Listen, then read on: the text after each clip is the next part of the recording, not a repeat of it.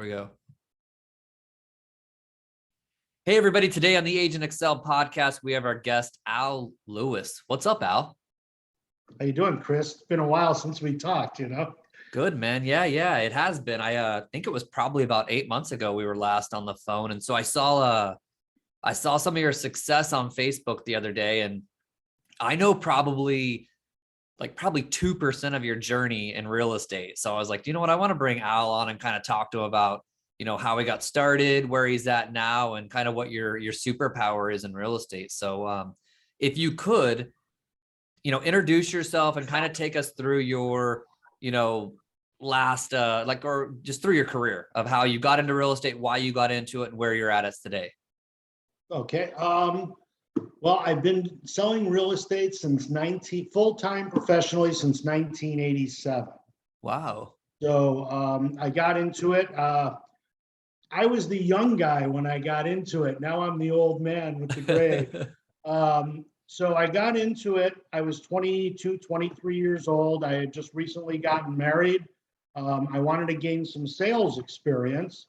I saw that, and didn't know where to go. So I said, I got my real estate license, started doing that. And first year, now remember back then, things were a little different. I was on a 42% commission split, Chris. So that's where I started. And I made about 50 grand my first year, which back then for a 23-year-old in 1987 was pretty good. So I said, all right, and over the years, I just kept doing it, became a, 100 deal a year agent. This is in Illinois, and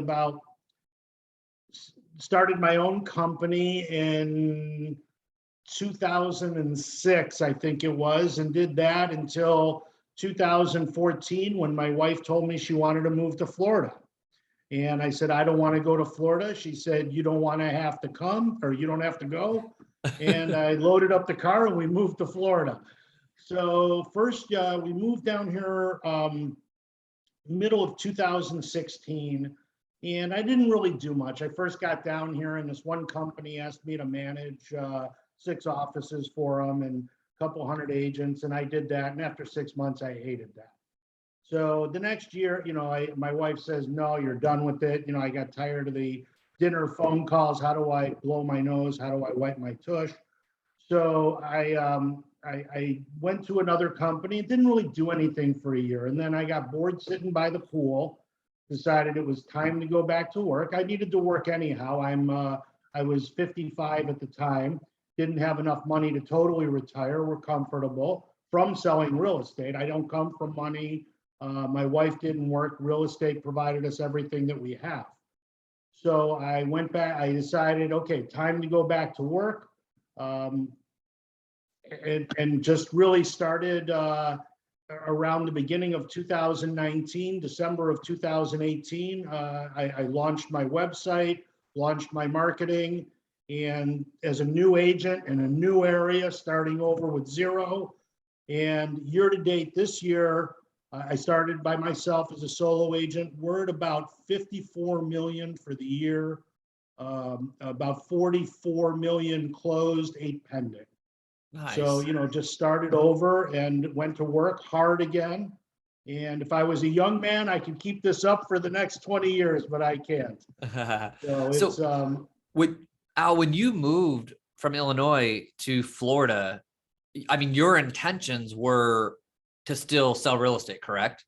Yes, correct. But, really my goal was I didn't want to have a team. I didn't want to work hard. I knew I still had to make some money. When I went back to work, I said, you know what, if I can make $1 million over the next 10 years, 100,000 a year for the next 10 years, that's all I need. We're set. Well, I made that in about 2 years. So, and then again, I started building a team and it was just kind of exploded from there.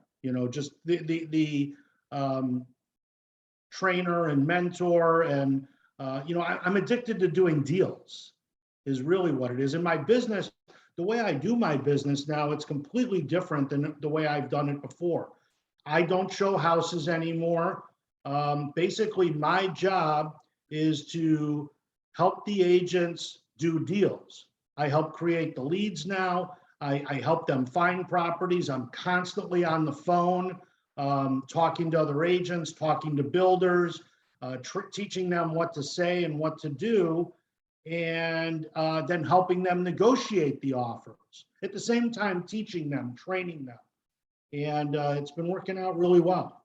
So when you moved from Illinois to Florida, what did you think? I mean, because you had to be, you'd been selling real estate for so long in Illinois that you're probably a lot of referrals, right? So what was your thoughts when you moved? Like, I know you got into more of like your website and the pay-per-click when you moved, but like, did you know you were going to be transitioning to that for your business? Or was it just, No. hey, I'm going to move and then figure it all out?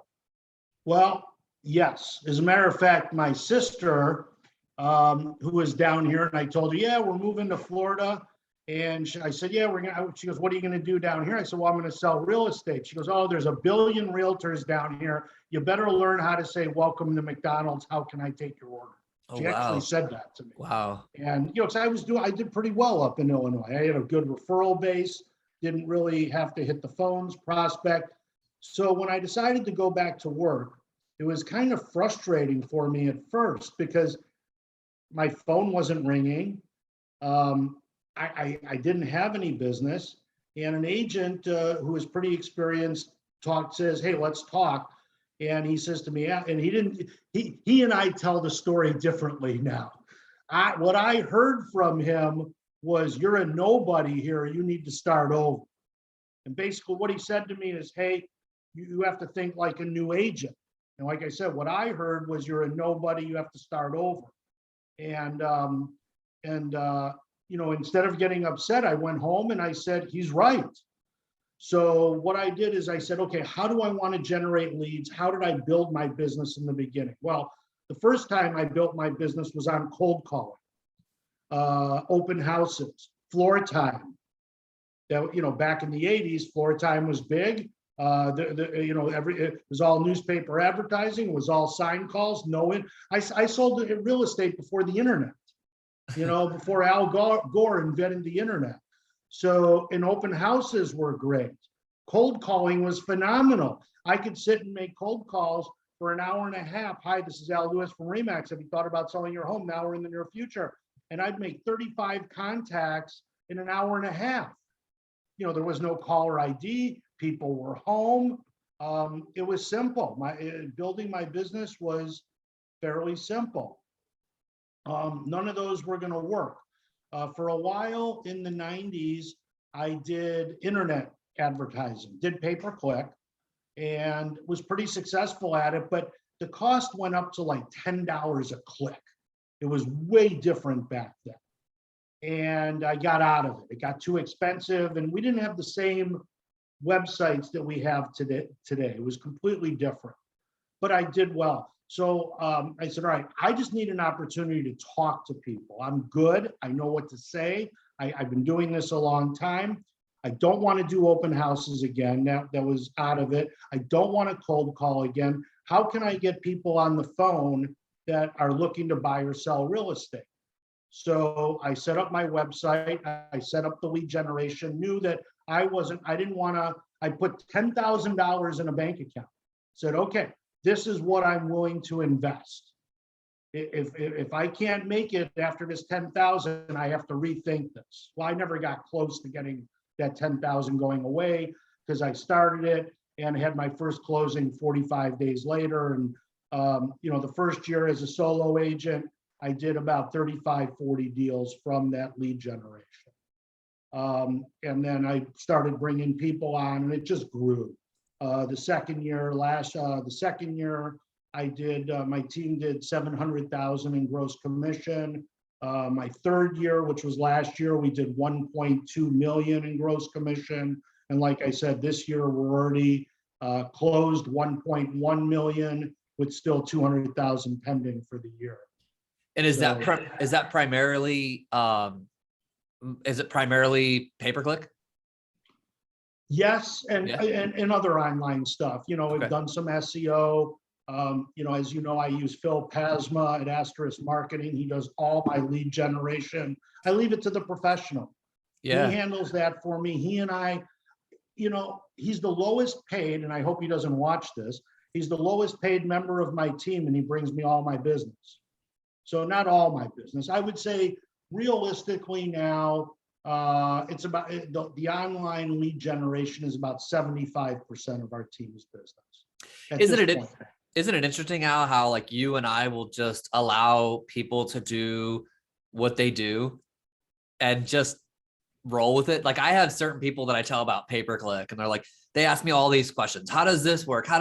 Could you get the service cost down? Could you get the cost per lead down? I'm just like, wait, hold on. I just don't get lost in the weeds. It's the same as, for example, when somebody asked me to sell their house, I'm like, hey, I'm going to sell your house. Like all the details probably in between, like it's going to get sold. You're going to get high value. You're going to get the highest dollar. But I applaud you for just being able to say, hey, you're good at what you do and just go do it. And so what made you, when you transitioned to Florida, like what made you, I know you said like, you knew clearly what you didn't want to do. You said, I don't want to do this, this, and this.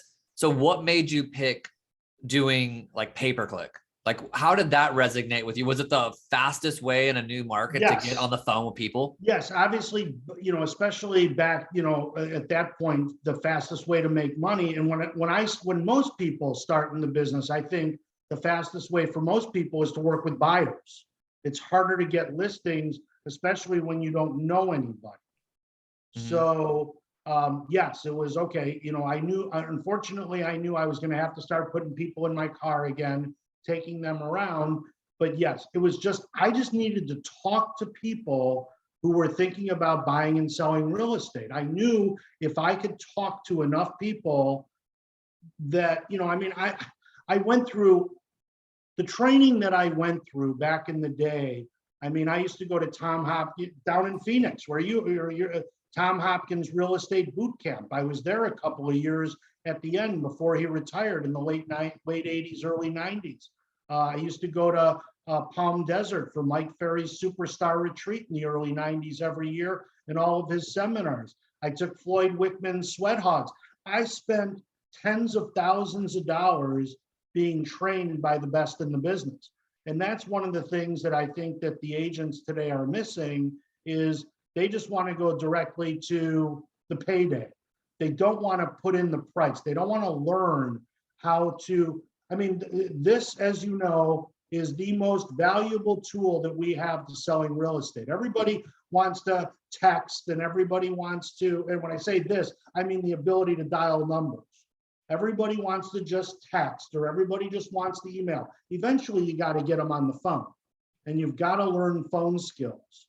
And when I talk to agents that I'm, interviewing to bring on my team, and I interview them, I say no to, for every agent I say yes to, I say no to 4 or 5 because I know what I'm looking for.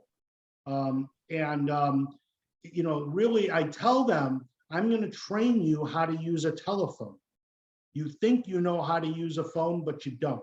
If you're trainable and if you follow the system, you will make money. I have agents that were doing 4 or 5 deals a year, that are now making 200,000 plus a year, once they came over and followed the system. So just for the listeners, I think there's a lot that are going to be like, hey, what is pay-per-click? Explain that from just a very like layman's perspective. Well, pay-per-click is when people do a Google search and they search for homes for sale in Cape Coral or something similar. The key is that's the most expensive term you can do. So the key is having a good pay-per-click manager who could work around that and get you the sub clicks that are cost a lot less money, and they click on it. So they're looking for a home in my city, Cape Coral, Florida, or Fort Myers, Florida, or that's where I'm from now. I call this home now. It wasn't home for a while. And if they're, once they click and they sign up on my website, then we have to pick up the phone and call them. We have a system, I have systems. When I first started, my entire system was just that, the phone, pick up the phone. Now we have much more advanced systems to follow up with them and work. And I'm not going to go into that, of course, but the phone call has always been the key. And we get them to sign up. They're looking for a home in Cape Coral. And you know that 90% of the people say, oh, I'm just looking. That's great. You know, and right there, half of the agents will quit. Oh, that's great. Okay, well, I'm going to set you up with a search. And if you find anything, call me. You know, okay, yeah, I'll call you. You know, I mean, they're not just coming, they're not doing a search for real estate, coming to your website, clicking on a property, entering their information if they're just looking. They may be just looking, but they're looking for a reason. And I always say it's like going to Best Buy. You know, when you walk into Best Buy, what's the first thing that happens? Hi, can I help you? No, I'm just looking.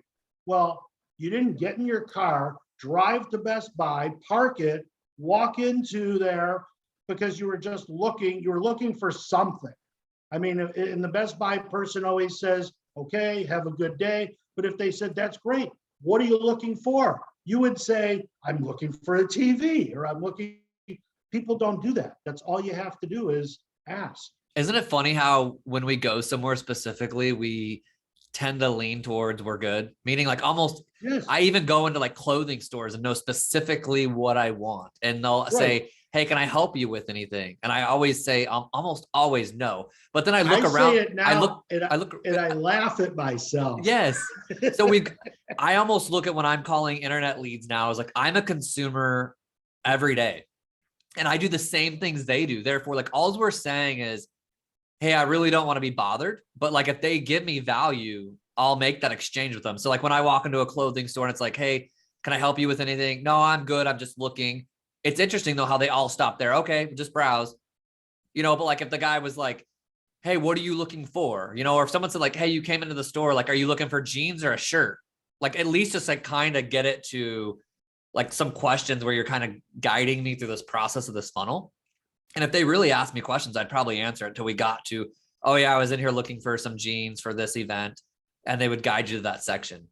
I don't know why we're so standoffish about having people help us get to where we want to go. Right. And then you say to yourself, shoot, I should have asked for help. The guy, then you're looking for help. Where'd the guy go? Well, I think it's important now because we make a joke like this, but like it really is true. Like I really think I say no to the guy at the store, and then about 7 minutes in, I can't find what I want. Then and doing that, I'm like, if he came, in my head, I'm almost like, if he came back and asked me, I probably would ask him now because I'm kind of frustrated. And I feel like it's a perfect example of calling that lead back for the second or third time. Like they said no, maybe on the initial call, but now they are a little bit frustrated. They kind of have narrowed down their search where they want to live and they have more questions. So like us calling them again would be beneficial. But let me ask you, so when they say, hey, I'm just browsing, because it's probably the biggest thing that we get when we're calling back our online leads. Like, hey, I'm just browsing. What's your script for that on getting them to the next step? That's great. What are you looking for? That's it. Cool. That's it. That's all I have to say. That's great. Or no problem. What are you looking for? Half the time half the time. I'm going to say 75, 80%, they go right into tell me what they're looking for. So all you have to do is ask. Yeah. Are you finding that most of the leads are from out of state looking to move? I'm going to say, well, either that or they're down here, or we do have renters, people that have moved down here and are renting.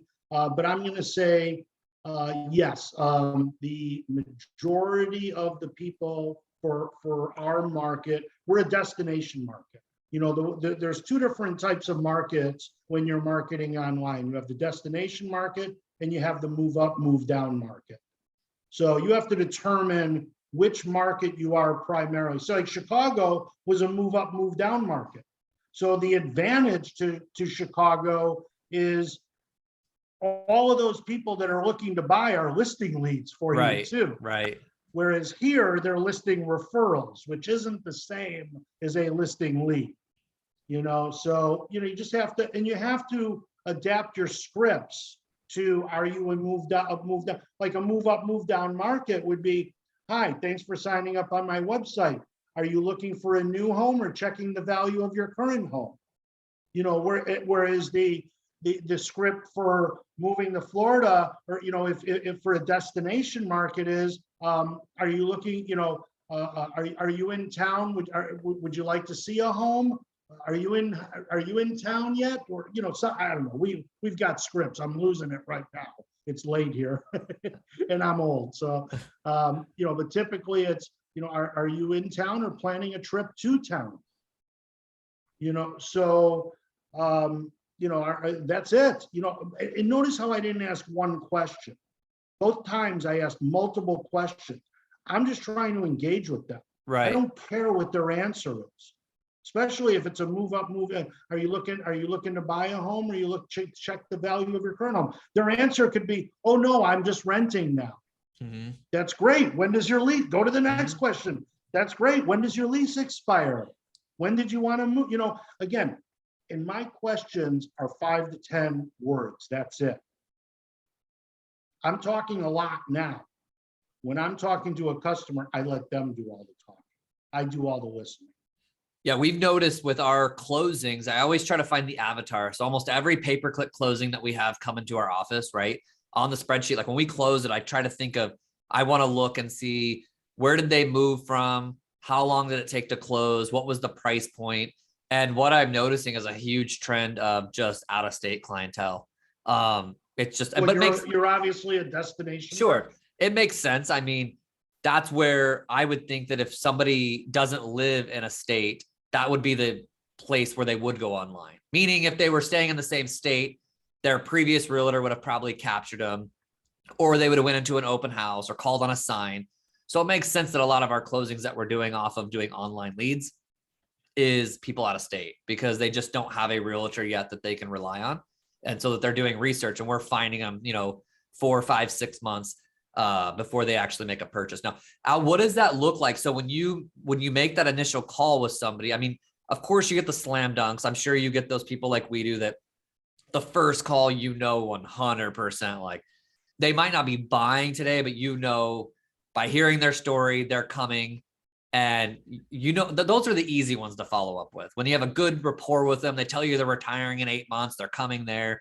That's an easy one, right? What do you do with those people that are just browsing and you have a good conversation with them, but you don't quite know what to do next? Is it just the schedule follow-up?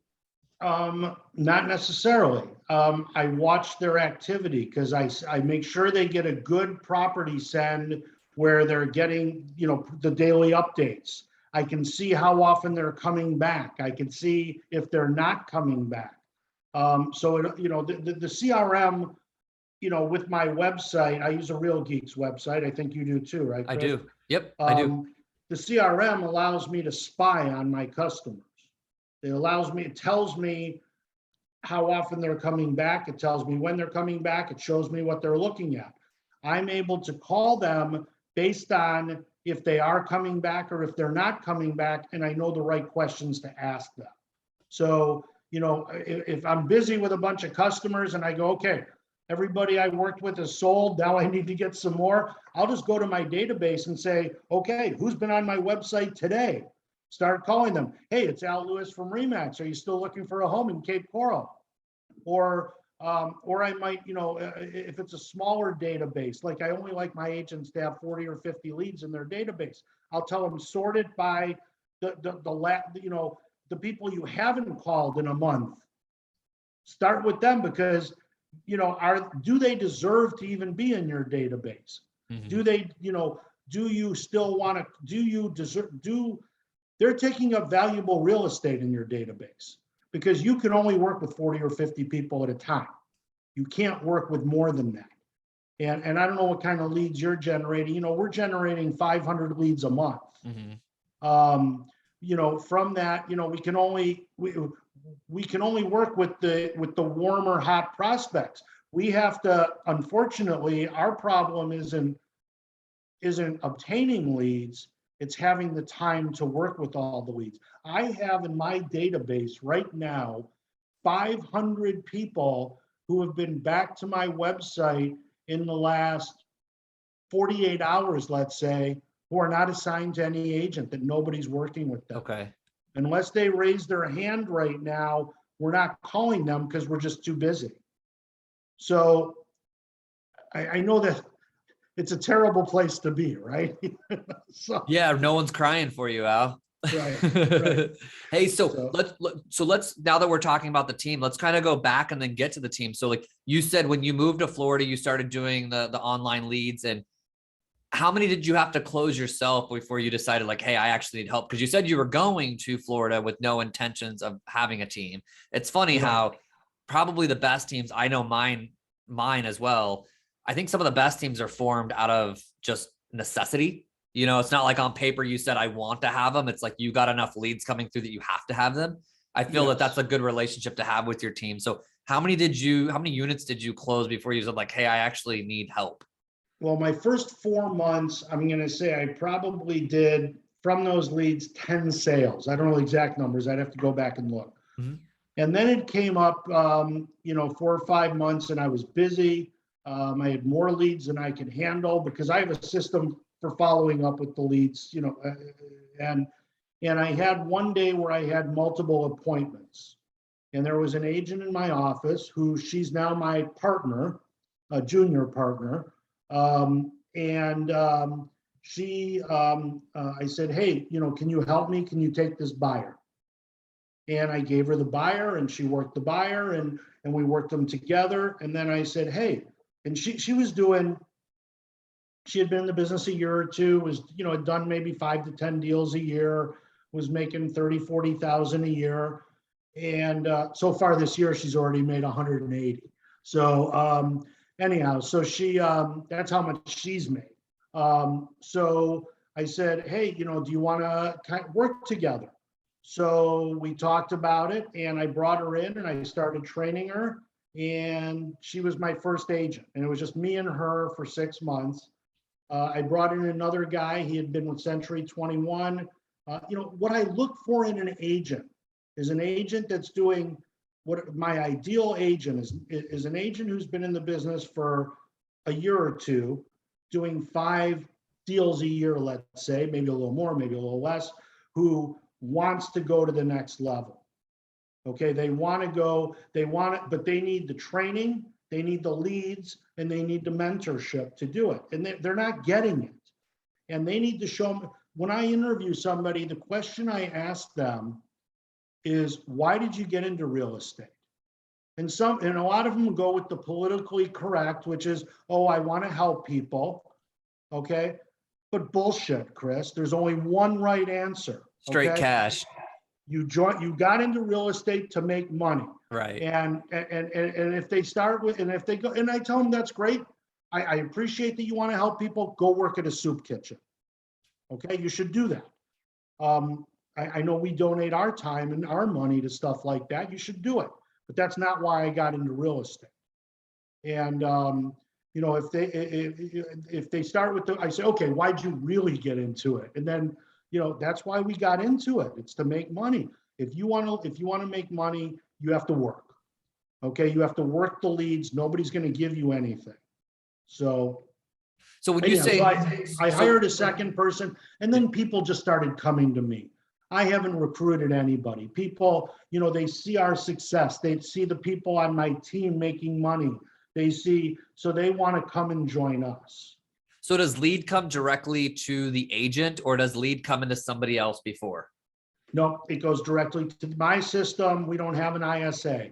We are all profit. We have no ISA. We have no transaction coordinators. I have no assistant. All of the money that we bring in is, except for what we spend on lead generation, is profit. Nice. So then when you say that the agents only have about 40 or 50 leads that they're handling, is there a time where lead gets pulled from them and goes somewhere else? How does that work? I meet with them a couple of times a week, go through the leads with them.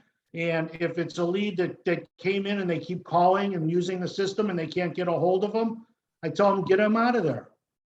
We'll put them in I move them out.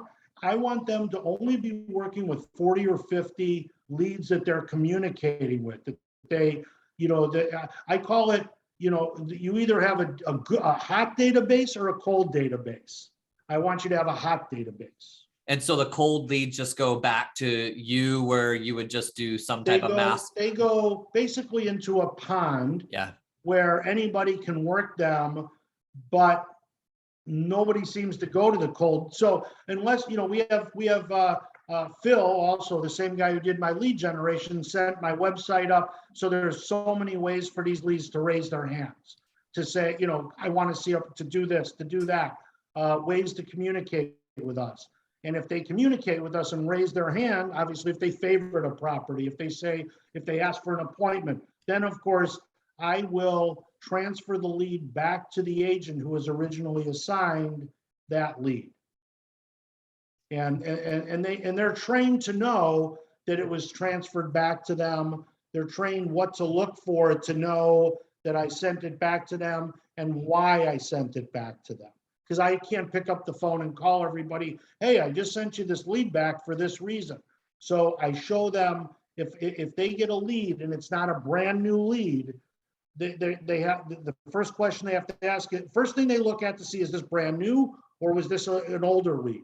If it's an older lead, okay, Al sent this back to me, or Lindsay sent this back to me, my partner, because she has full access to everything also. We're constantly watching that. And if we send it back to you, they're taught how to see why it was sent back to them. Was it because somebody favorited a property? Was it because someone asked, to see a property? Whatever the reason was. So we've had this conversation about a year and a half ago. I'd like to get your opinion on it now. Is how many people do you think, you've got the realtors that are call until they buy or die, right? We've heard that for years. Then you've got the initial phone call and that it's going to be a deal. Might not be a deal today, but just by the initial conversation that you got somewhere with them and that they're going. So, right. You never know if it's going to be a deal, right? So where do you, we all know that, right? How many people do you, because I think a lot of people in this community of calling online leads, and maybe I'm wrong, I'm willing to challenge myself on this, but I don't think we value our time. So people will say like call for 3 or 4 hours a day, which I'm not opposed to, right? But they'll keep calling leads forever and ever and ever. And so I've always been one that's I've paid for more leads to come to the door. I've come from I don't create motivation, I find motivation. And so I'm like just trying to get more. I'd actually rather have more leads come to the door to have the 1 out of 300 that raise their hand and say, I want to buy now, than just get 50 leads and try to find someone who buys. What's your opinion on that? Well, a conversation you and I had a couple of years ago inspired me on that. If you noticed, I said, and this was inspired by you, a conversation we had a couple of years ago. I said, Chris is, because I was like, work them. And I was like, you know what? I'd rather keep getting the new ones and working the hot new ones. So that's why I said, now I have them move them out. And, because of that, we only convert 2.2% of the leads that we get. When I say convert, everybody has a different definition of convert. Convert means we sell them a house. Sure, it should be. Yeah, okay? Convert, money in bank. Converting. Okay. Talking to them is not converting. Making an appointment is not converting. Getting paid is converting. Mm-hmm. So we look at that. Now, what I also know, and this is the worst part about this, Chris, 3 to 5% of the leads that are in my database are buying houses from somebody else. Yeah. Well, okay? That's fine, right? just using your website. So that's right? why I'm always, I'm always trying to come up with better systems and better ways. If I can just increase from 2.2 to 3%, you know how much money that is? I know. It's crazy. But I like how you said that out you said it in such an inspiring way and not a victim-y way. I know you and I both are in some of the same groups on Facebook that talk about online leads. And I've actually drifted from it over the last year because I can't keep up with the kind of the victim-y mentality. But like how many agents will go in there and be like, there's this buyer that's using my website and they said they have another realtor. And I'm just like, man, I hear that like 3 times a day. I just look at it like, wow, why? It's just an objection. So that's great, no problem. And not even an objection, but like even if it was true, like even if you knew you could never convert that person, it's why I've always led into more leads to the door has always solved my issues. Now I'm very delicate, like I'm very soft when I say that because I think there's room for I need better conversions in my office. I wish we could raise our conversions 1%. And I wish I could find those people who are using other realtors to use me. But I like how you don't get lost in the weeds. And there's something powerful just about, hey, I make money here and I don't understand fully this, meaning I wish this could get better, but I don't focus on this getting better over this, like losing this. Just like you sometimes have to My realize system gets better and better every single day. That's all Yeah. I can do.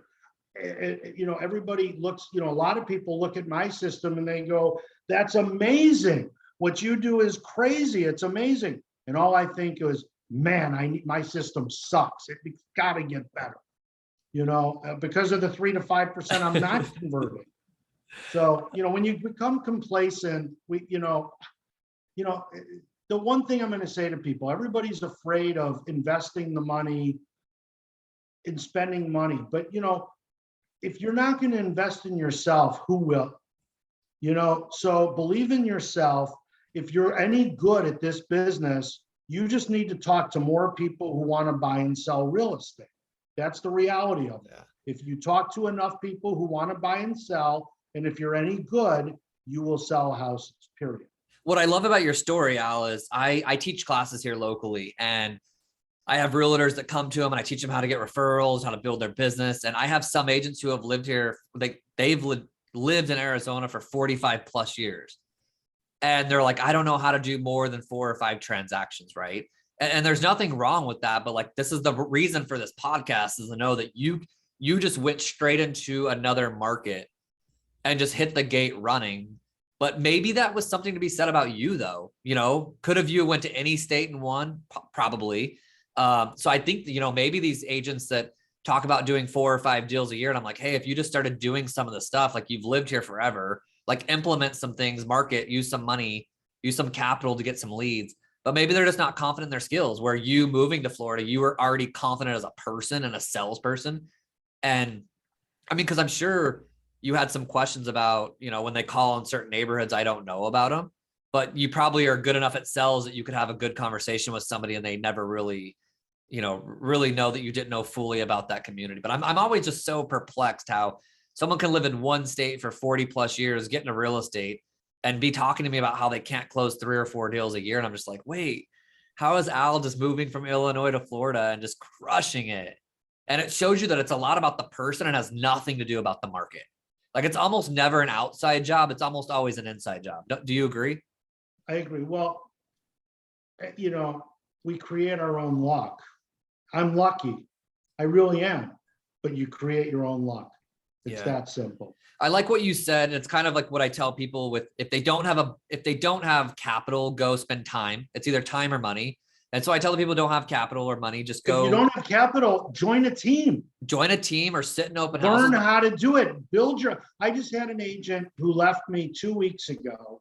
She joined my team 16 months ago. She was making $42,000 a year as a graphic designer for a magazine, real estate magazine. She was a part-time agent. She joined my team 16 months ago, made $320,000. That was her cut. She made $75,000 from leads she generated, $245,000 from leads I generated. Okay. And 2 weeks ago, she came and she left. She went to go out on her own. I wish her luck. Okay. But she didn't. Now she has the confidence, she has the training, and she has the capital. She can do it. I have another agent who's still a very good friend of mine. He did the same thing recently. He came to me. This is the guy I was just talking about from Century 21, and he and I talk every day still. Even though he's not on my team, I still help him. I still talk to him, and he's doing very good. I think he's made 180 grand also this year already. And he didn't have the money. He didn't. All these people needs. It's okay if you.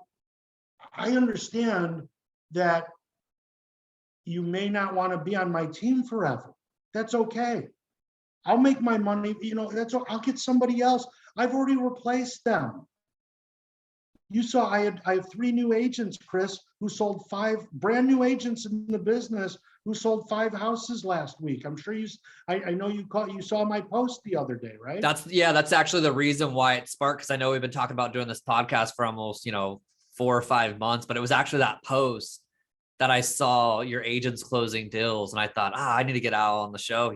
Like I want to talk Again, to him if about you it. find a mentor, if you're an agent who's doing 4 or 5 deals a year, find someone like me, find someone like Chris, who's going to, the 3 things you need is you need leads, you need training, and you need to put in hard work.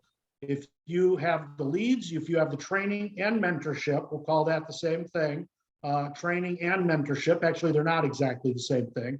So leads, training, mentorship, and hard work, you should see, don't reinvent the wheel. Okay, find a system. I don't care what the system is, if it's working. When I started in the business, Chris, the first day I went home from the office, I cried. I said, I was a 22, 23-year-old kid. I went home and I cried. I go, I'm never going to get this. I'm never going to know what I'm doing. Well, the next day I went there, and this guy who was the manager of the office, he took me under his wing and he mentored me. And I wound up selling 3 houses my first 2 weeks in the business because I did exactly what he told me to do. Okay, things that most people would laugh at. The first lead that came in was a renter lead, a renter call-in. Nobody in the office wanted it. I said, I'll take it. So then I said, okay, I took it. And then I said to him, what do I do with it now? He says, well, you show them how with what they're spending on rent, they could buy a house. Okay, how do I do that? He told me what to say. They came in on Sunday, I sold them a house. He had me sit an open house on Saturday. Okay, so Monday I come in, I'm all excited. I sold a house on Sunday. It's like, that's great. Now you need to call everybody from the open house. That's great. That was yesterday. Now you need to call everybody from the open house on Saturday. Okay. I called him, made an appointment for Friday. Guy walks in, he's a young attorney. I just want you to know I'm not going to buy a house today. Okay, no problem. Second house I showed him to, he's begging me to take him back to the office to write an offer. Okay, and then I don't remember where the third person came from. I sold 3 houses my first 2 weeks because I listened to what he told me to do. Again, it was different, but I followed that worked back then. Okay, it may or may not, work today, but it worked then. But the online lead generation, and I know you know it, I know you do the PPC, I know you do Zillow. If they follow your systems, are they making money? How could they not?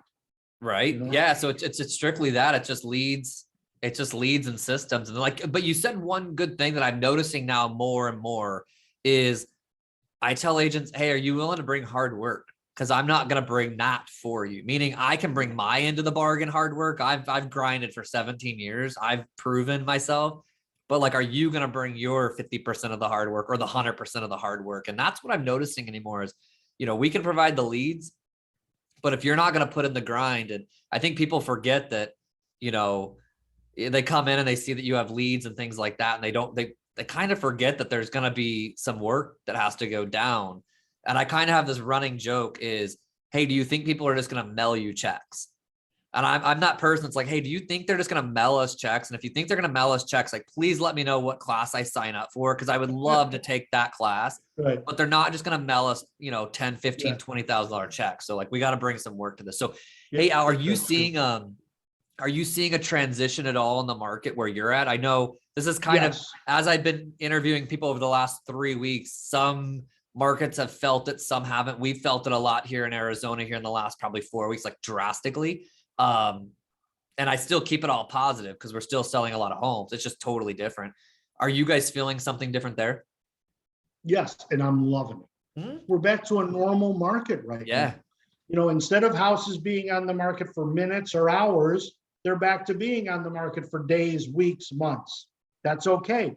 The stuff the garbage, the shit that we were selling that we were going, oh my God, I can't believe people are buying that for that much, isn't selling right now.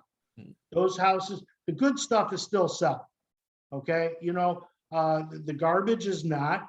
Full price cash offers are getting accepted again. Woohoo, the sellers are starting to understand that, there might be repair requests. They're going to have to do anything. Buyers are not waiving appraisals anymore. We're back to a normal real estate market. And that's the one thing I told my team a couple months ago, that we were going to come back to this. And I was going to have to retrain them how to negotiate offers, because they were used to begging. The sellers could command anything they wanted, and they just sat back. The listing agents just sat back and they commanded. Now we have to negotiate, and the buyers, it's still, again, the prices still are what they are. We haven't seen, we're seeing a lot of reductions, but that's the overpriced garbage. Mm-hmm. Realistically, the market has leveled off with interest rates, but we haven't seen a reduction. But again, we're back to a regular market. I love it.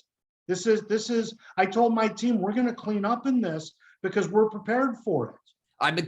I'm so excited for your enthusiasm, because I was actually on a podcast 2 weeks ago and somebody asked me about that, and I felt the same energy. I told them, I feel like the people that have skill are so excited for this, because skill is now going to be the creator of the money and the solutions, where for 2 years, it was just a ton of realtors got into the market, got their licenses. And it was just really, it was very just, hey, show me these homes, write this offer. It was very just order taking. Now I feel like consultations are going to come back into the picture, and I love consultations, meaning I have nothing against a hard conversation with somebody.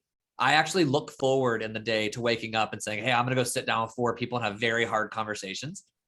And that's just where I shine, because I feel like I'm delivering a solution that others don't have. And I feel like for the last 2 years, conversation with the seller, you're right. The conversation with the sellers now, it's now like, okay, you want to try that price? We'll try it. Now it's like, hey, this is the price, and I recommend that we list it at this, and we don't do this, and because we're back to really using market analysis and pricing homes properly.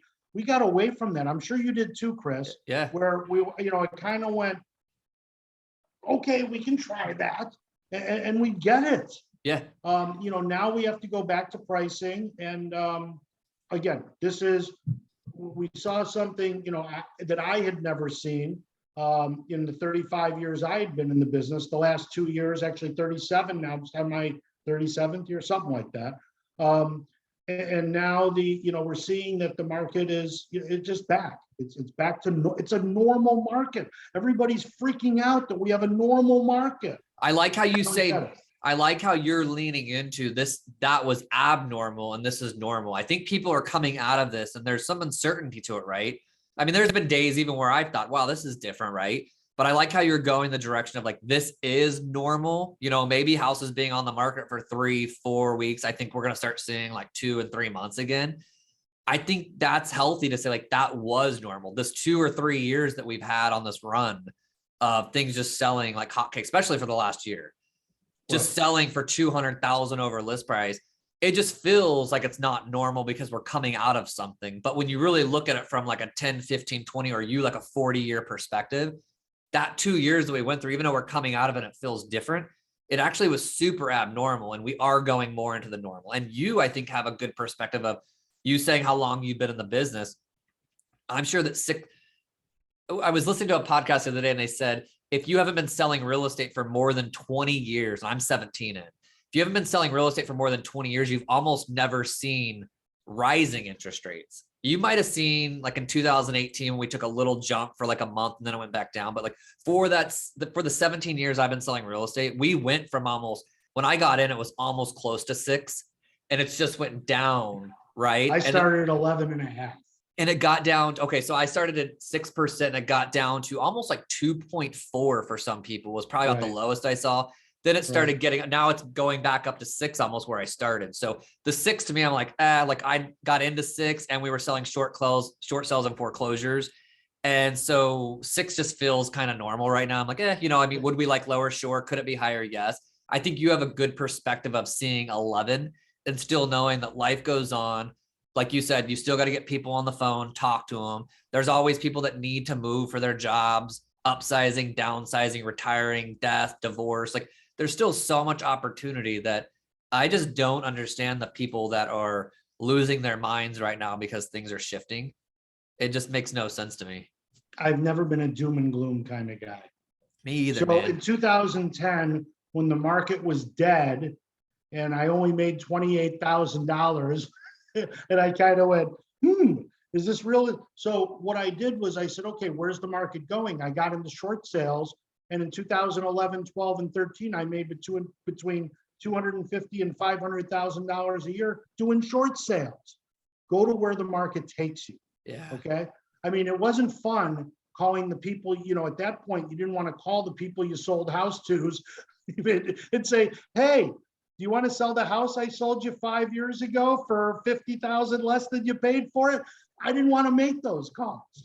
So, you get good at, you figure out there's always a market for something.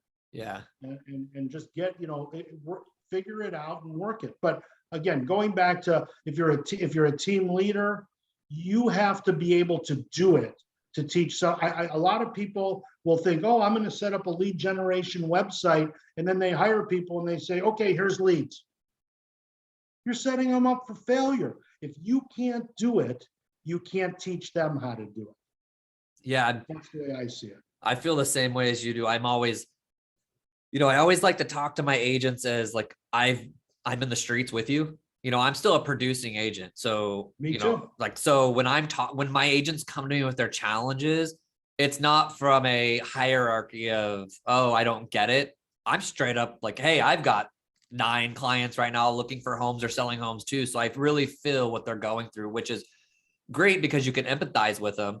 And then what's also cool is they can't really give you any BS, because when you're in the streets, you're like, hey, if I can do it, you can do it. So, but hey, Al, I still appreciate your time, man. Like I've known you for a few years now from afar. I think we've had 1 or 2 phone conversations where we've talked about some of this. And well, I remember January 1st, New Year's Day. Do you remember me calling you? I thought I had a referral for you and you answered. You and I were working on, I mean, that tells you something, Jay. Yeah. Not this year, but 2021. I remember calling you on New Year's Day. You answered the call. And I'm like, oh, you're working today.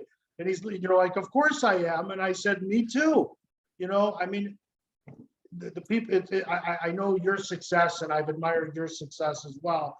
And, there's a reason for it. It's like you said, it's called work. Yeah, that's one thing that I got to say is like, just waking up every day. And I think having goals and grinding. And I appreciate you and just your friendship. And how could anybody get in contact with you if they have a referral to send to Florida? I mean, I know you guys are a big state, but I mean, if sure, well, I'm Southwest Florida. Myself and my team, we cover Cape Coral, Fort Myers, Matlacha, Pine Island, Sanibel, Captiva, down to Naples, Bonita Springs, Estero. So Southwest Florida. We're about 2 hours south of Tampa, so Tampa's out of our area. And my email is al@capehomevalues.com. And my phone number is 239-707-5552. That's my cell phone number. Always happy to talk to people too. Al, I appreciate you, man. Thank you so much for jumping on the show. Sounds good. We'll talk again soon, Chris. Take care. Thanks, buddy. Bye.